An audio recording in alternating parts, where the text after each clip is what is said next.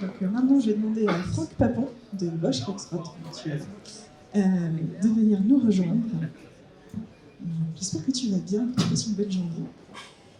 Je vais très bien et je passe une très bonne journée. Super. Écoute, j'en suis absolument ravie. Donc, dis-moi aujourd'hui, vous montrez de nouveaux produits robotiques. Donc, Bosch revient en fanfare dans le monde de la robotique. Alors oui, Bosch revient dans le monde de la robotique, mais en réalité, Bosch n'avait jamais quitté le monde de la robotique.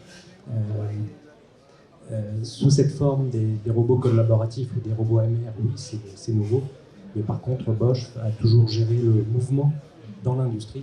C'est vraiment le credo, la gestion du mouvement. Et d'ailleurs, c'est notre slogan. Notre slogan, c'est « We move, you win ». C'est relativement clair. J'espère que tous les visiteurs de votre stand win dans ce cas-là. Je l'espère aussi. Et alors, du coup, donc, ces deux produits, donc, vous avez un Kobo 7-axe et une petite shuttle, donc un petit AMR.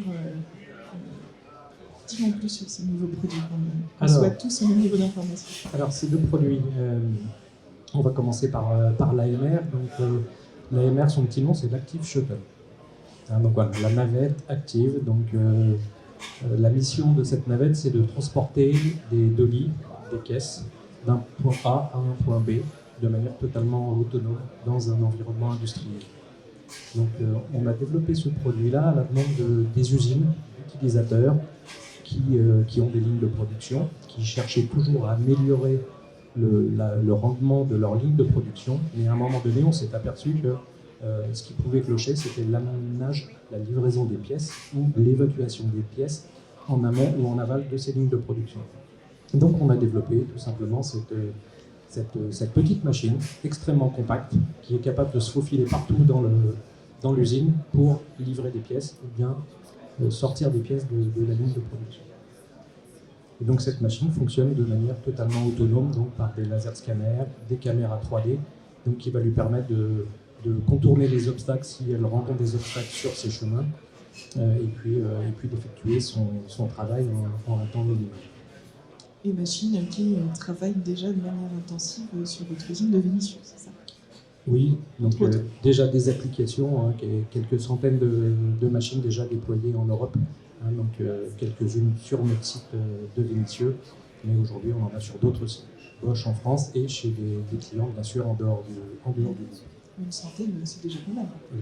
Je souhaite la même chose au Casso. Alors le Casso, on n'en est pas pour nous pour l'instant à une centaine parce que c'est une acquisition relativement récente. Nous avons racheté il y a un peu plus de 6 mois la société Casso Robot. Donc Casso Robot, c'est tout simplement Monsieur Casso, qui était un des fondateurs d'Universal Robot, qui a quitté l'entreprise pour quelques années, qui s'était lancé dans une autre activité et qui finalement est revenu à la robotique et a développé, on va dire dans son garage, un nouveau robot collaboratif avec une spécificité, il est doté de 7 axes, alors que 95% des robots collaboratifs du marché n'en ont que 6. Donc ça permet d'approcher des applications encore plus larges et encore plus diversifiées. Donc ça c'est vraiment le point clé. Le deuxième point clé de ce robot-là, c'est la rigidité de ses articulations. Donc beaucoup moins fragile, donc normalement à terme beaucoup plus résistant. Oui, il a l'air extrêmement solide en fait quand on le manipule et qu'on le fait évoluer. Oui, on a banni tout ce qui était plastique, donc vraiment c'est une structure tout aluminium.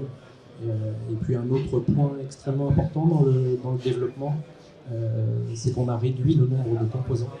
Donc par exemple les articulations sur toute la gamme de robots, parce qu'il y en a 5 dans cette gamme-là, toute la gamme de robots est construite sur base de 3 types d'articulations uniquement. Donc ce qui veut dire que pour la maintenance, quand vous avez un site équipé de 5, 10, 15, 20, voire un nombre supérieur de robots, le nombre de pièces en stock est obligatoirement moindre. C'est une bonne nouvelle pour les services maintenant. C'est très important.